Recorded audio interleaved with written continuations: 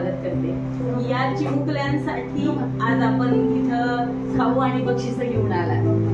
खूपच हे झालं. स्पर्धा आम्ही घेतच असतो. हस्ताक्षर स्पर्धा असतात, चित्रकला स्पर्धा असतात, वेगवेगळ्या प्रकारच्या वक्तृत्व, निबंध वर्षभर घेत असतात. पण आवर्जून कुणीतरी त्यांच्या पाठीवर कौतुकाची थाप टाकतंय हे खूप महत्वाचं असतं. आणि ते त्यांना भले छोटंसं मिळू दे, मोठं मिळू दे बक्षीस, हे आनंद त्यांच्या याच्यातनं जो व्यक्त होतो तो खूप महत्वाचा असतो. आज हिंदू हृदय सम्राट सन्माननीय बाळासाहेब ठाकरे यांची 99वी जयंती आहे. ते फक्त शाब्दिक किंवा ह्यांना हिंदू हृदय सम्राट नव्हते, तर माणसाच्या मनामध्ये त्यांनी हिंदुत्वाची ज्योत सतत पेटत ठेवली, ती अखंड राहणार आहे. म्हणजे तुम्ही जेव्हा बोलेल की मुंबईमध्ये काय अवस्था होती आणि बाळासाहेबांनी काय कार्य केलं की ते जगामध्ये आदरानं नाव त्यांचं घेतलं जातं, की आपला हे अस्तित्व टिकवून ठेवण्याचं काम हे बाळासाहेबांनी केलेलं आहे. आणि त्यांचाच वारसा ही लोक पुढे चालू ठेवतात. त्यामुळे मनापासून धन्यवाद सर्वांना.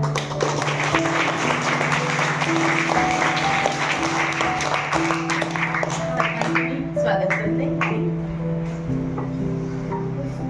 सन्माननीय हिंदू हृदय सम्राट बाळासाहेब ठाकरे यांच्या जयंतीनिमित्त दरवर्षी काही ना काही कार्यक्रम आमच्या मार्गदर्शकांच्या माध्यमातून जे या भागाचे तालुका प्रमुख आहेत त्यांच्या नेतृत्वात आम्ही शिवसेना शिकली, वाढली, बघितली.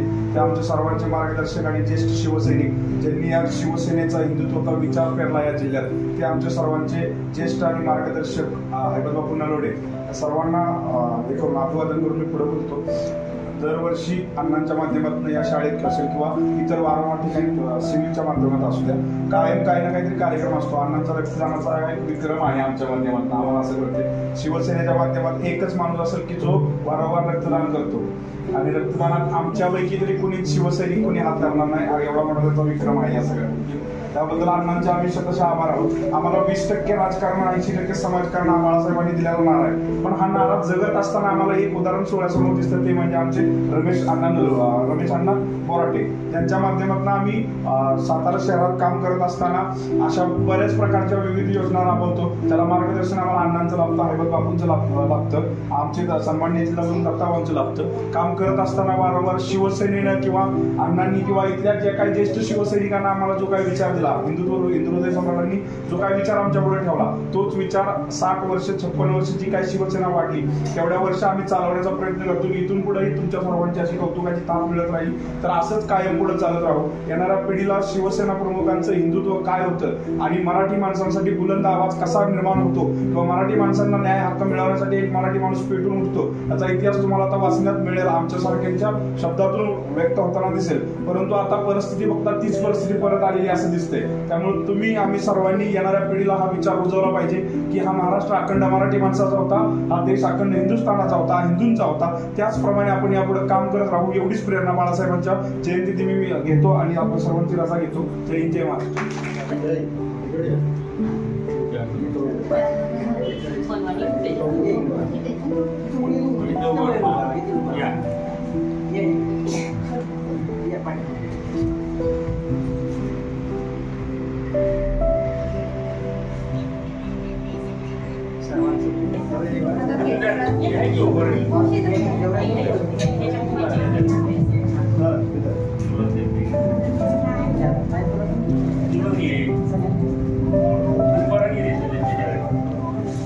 एकच मिनिट.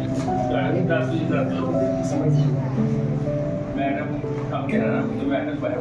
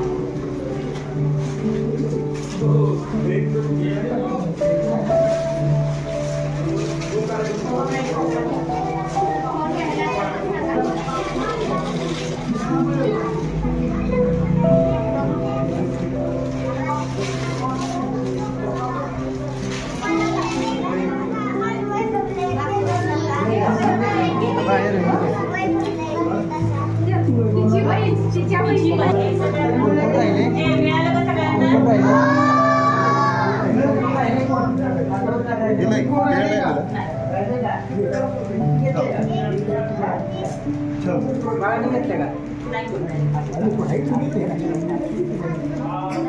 घेत राहावे, घेता घेता एक दिवस देणाऱ्याचे हात घ्यावे. आज आपल्या शाळेमध्ये हिंदू हृदय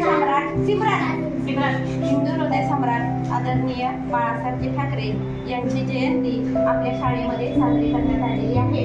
त्यानिमित्त शिवसेनेचे कार्यकर्ते जे शिवाजी महाराजांचे विचार समाजामध्ये समाज जागृती करण्यासाठी आज काळाकाळामध्ये पोहोचवत आहेत आणि आज समाजाला त्याची गरज आहे. तरुण पिढी आता समाज कार्यामध्ये समाज प्रबोधनामध्ये गुंतलेली आहे. हे एक अभिमानास्पद बाब आहे आणि हे कार्य असंच चालू राहावं.